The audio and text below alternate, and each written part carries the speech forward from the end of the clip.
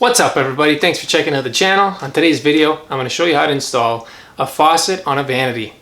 So this is a pretty quick install, it doesn't take much effort, many tools or anything like that.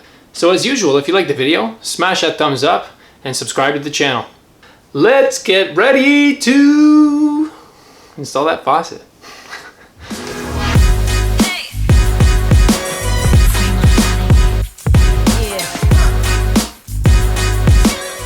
So first, take all your pieces out. There's a few pieces that you won't need. And these are pretty standard from one faucet to the next.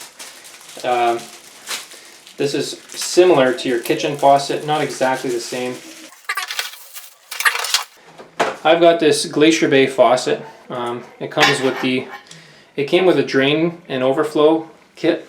I don't like using these, as I mentioned in the other video. This rod goes into here, and to lift and close the drain, you got to pull up and push down on this mechanism. I don't even put them in. So these kits will come with one of these. So the only time you'd use this is if you are probably retrofitting into an old countertop. So I've got a new counter. I've got a single hole faucet, so I don't need to put this on there. It's just to cover the other two holes, because sometimes the old school with the twisty knobs and the faucet coming out of the middle, you got to cover those holes. But for ours, we're going to use this. It's a little cleaner, a little sleeker, and you just slip that on. Let me try to do this here while keeping it in frame. Put your water lines through, work it up, and mine has a little nipple sticking up from the top here, if you can see that. There we go. And I'm just going to put it, there's a spot to put it in the corner here so it doesn't spin. And it's got a gasket on the bottom, so you don't have to silicone it or anything like that. So you basically take these nuts off. So I'm going to want to put this with the rubber washer on top on my two pegs. And I'm just going to put that on. And you're going to tighten your bolts. You're going to put these bolts on, the ones that you took off, the brass nuts. And they usually come with a little tool. So this one comes with a little piece of plastic, and you just put it right on top, and you drive it all the way to the end. It comes with a little hole. I guess you could use your overflow, and you could jam it right in there, and you could use it to torque that nut right in towards the end, because these got to be tight. Get them as tight as you can get them. So let's pop this guy in. Put these things off and basically slip it in the hole. There you go, it's done. Thanks for watching, guys.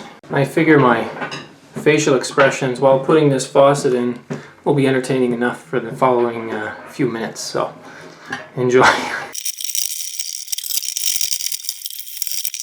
Okay, I think we're good.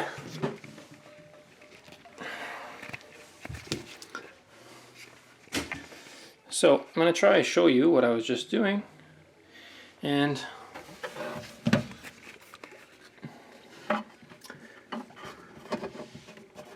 we're looking underneath the sink, and those two, well, you can only see one, but the brass nut here, and then there's another one on the other side. I was just tightening those up as much as I could. So now it's just a matter of hooking up my water lines.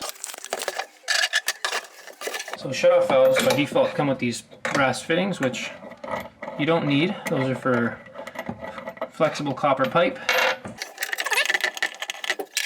And typically, as a general rule for plumbers, left is always hot. I just need to give them a little turn with the adjustable wrench.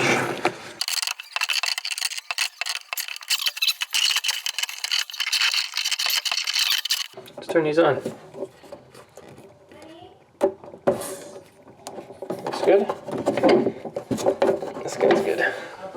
And finally, the moment of truth. Hopefully you find the video helpful. Thanks for watching. If you like it, smash that thumbs up, and don't forget to subscribe. See you on the next one.